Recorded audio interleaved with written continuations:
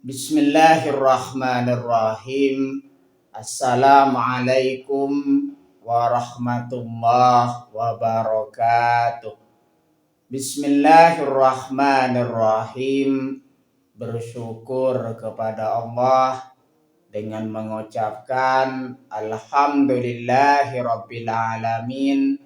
Bersolawat kepada Rasulullah dengan mengucapkan Allahumma sholli ala Sayyidina Muhammad wa ala ali Sayyidina Muhammad. Alhamdulillahi Rabbil Alamin. Kita masih dipertemukan kembali oleh Allah Subhanahu wa Ta'ala di dalam sosial media, dan media merupakan wadah tempat bagi kita untuk kita bisa menjalin tali silaturahim, membangun ukhuwah Islamiyah yang semakin kuat kokoh ke depannya. Semoga hidup kita selalu diberkahi oleh Allah Subhanahu wa Ta'ala di dunia dan juga di akhirat. Amin ya rabbal alamin. Para sahabat-sahabat saya yang saya hormati, yang saya juga ta'zimi, pada kesempatan kali ini topik yang akan saya bahas yaitu tentang keutamaan membaca surah Al-Ikhlas yang nomor 3, yaitu pengampunan dosa dan melunasi hutang. Orang yang senantiasa membaca surah Al-Ikhlas di situ, maka Allah Subhanahu wa Ta'ala akan mengampuni dosa-dosa mereka dan juga melunasi utang-utang mereka. Membaca rutin hingga 100 kali sehari di situ dapat melunasi utang dan diampuni dosa-dosanya oleh Allah Subhanahu wa Ta'ala. Makanya di situ banyak sekali keutamaan yang kita bisa peroleh dengan kita membaca atau mengamalkan surah Al-Ikhlas tersebut. Rasulullah SAW di situ pernah bersabda, qala Rasulullah sallallahu alaihi wasallam, man qara'ah kulla yaumin mi'atai marratin qul huwallahu ahad muhiyah anhu dzunubun khamsina sanatan illa ayyakuna alaihi dainun. Rasulullah Shallallahu Alaihi Wasallam di situ bersabda, barang siapa membaca Qul huwallahu ahad surah Al-Ikhlas sebanyak 200 kali setiap hari, maka selama ia tidak memiliki tanggungan utang, yaitu hak sesama manusia, dosa-dosa kecil selama 50 tahun akan dihapuskan. Sunan Tirmidzi. Artinya di situ orang yang senantiasa membaca surah Al-Ikhlas sebanyak 100 kali di situ, maka selama orang tersebut tidak memiliki tanggungan utang, yaitu tanggungan utang artinya hak sesama manusia, tidak memiliki utang sesama hak manusia, dan dosa-dosa kecil selama 50 tahun akan dihapuskan oleh Allah Subhanahu wa Ta'ala. Itulah keistimewaan atau keutamaan orang yang senantiasa membaca surah Al-Ikhlas di situ. Sabda dari Rasulullah Sallallahu Alaihi Wasallam di situ, orang tersebut tidak memiliki tanggungan utang, dan sekaligus keutamanya akan dihapuskan dosa-dosa kecilnya selama 50 tahun oleh Allah Subhanahu wa taala. Makanya di situ yang paling penting di sini kita menjaga keistiqomahan kita di situ di dalam mengamalkan surah Al-Ikhlas. Jadikanlah surah Al-Ikhlas di situ sebagai bagian di dalam hidup kita. Artinya kita dalam membaca atau menjalani kehidupan di situ senantiasa selingi dengan membaca surah Al-Ikhlas. Atau surah Al-Ikhlas di situ jadikanlah bagian di dalam sholat kita. Keutamaan orang yang membaca surah Al-Ikhlas di situ yang selanjutnya benteng dari kemaksiatan. Artinya di situ dengan kita membaca surah Al-Ikhlas tersebut, surah Al-Ikhlas tersebut menjadi sebab dari benteng kemaksiatan. Menjadi benteng dari kemaksiatan. Membaca 11 kali setelah sholat subuh dapat melindungi dari godaan setan dan maksiat. Rasulullah Shallallahu Alaihi Wasallam di situ pernah bersabda, "Bayyinah ana akuduh bi Rasulillahi Shallallahu Alaihi Wasallam rahilatahu fi azwatih idza qala ya akbatu kul fastama'tu summa qala ya ubbatu kul fastama'tu faqala hasalisa faqultu ma aqula faqala kul huwallahu ahad faqara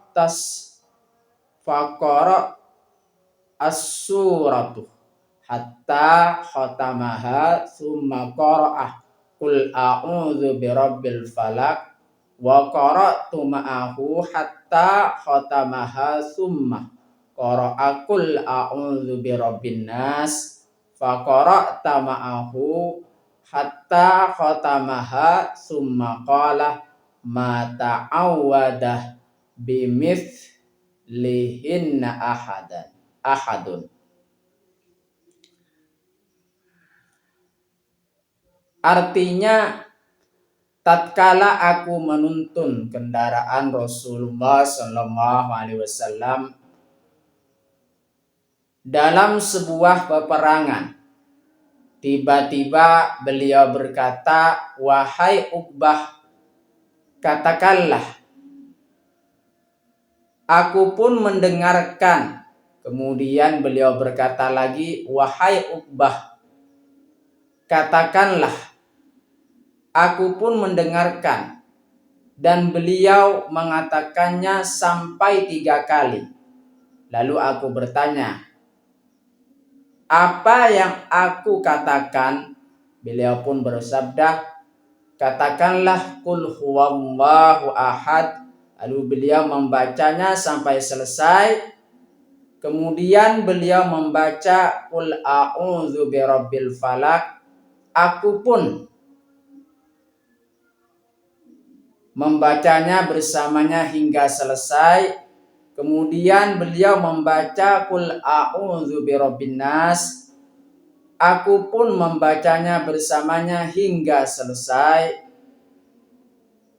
Kemudian beliau bersabda, tidak ada seorang pun yang berlindung dari segala keburukan seperti orang-orang yang berlindung dengannya 3 surat tersebut. Artinya di situ kita meminta kepada Allah Subhanahu wa taala, meminta perlindungan dari Allah Subhanahu wa taala, bisa di sini dengan membaca 3 surat ini. Qul huwallahu ahad atau surah Al-Ikhlas, atau kita membaca Al-Falaq dan kita membaca surah An-Nas. Makanya di situ Rasulullah Shallallahu Alaihi Wasallam di situ bersabda, tidak ada seorang pun yang berlindung dari segala keburukan seperti orang-orang yang berlindung dengannya 3 surat tersebut. Itulah keutamaan yang berkaitan dengan kita membaca atau mengamalkan surah Al-Ikhlas. Keutamaan surah Al-Ikhlas yang kita baca yang selanjutnya di situ, ketenangan jiwa. Orang yang senantiasa membaca surah Al-Ikhlas tersebut akan mendapatkan ketenangan jiwa di dalam hidupnya. Karena di situ surah Al-Ikhlas di situ merupakan bagian dari firman Allah Subhanahu wa taala, tentunya atau pastinya bagi pembacanya, bagi pengamalnya akan mendapatkan ketenangan jiwa di dalam hidupnya. Karena di situ kandungan di dalam surah Al-Ikhlas tersebut menegaskan keesaan Allah Subhanahu wa taala, dan Allah Subhanahu wa taala tempat kita untuk meminta segala sesuatu. Hanya kepada Allah Subhanahu wa taala kita meminta segala sesuatu. Artinya di sini, intinya di sini, orang yang senantiasa mengingat Allah Subhanahu wa taala, maka hatinya akan menjadi tenang atau tentram. Ala bizikrillahi tatmainnul qulub. Ingatlah, dengan hanya mengingat Allah maka hati akan menjadi tenang. Menjadi bacaan untuk menenangkan hati yang gelisah, karena menegaskan Allah sebagai tempat bergantung. Ingat di sini ya, saya jelaskan atau saya bacakan lagi bahwasanya dengan kita membaca surah Al-Ikhlas, menyadarkan kepada kita, mengingatkan kepada kita bahwasanya Allah Subhanahu wa taala tempat kita untuk meminta segala sesuatu, dan Allah Subhanahu wa taala, kita semuanya makhluknya bergantung hanya kepada Allah Subhanahu wa taala. Karena Allah Subhanahu wa taala di situ Tuhan kita, Tuhan semesta alam.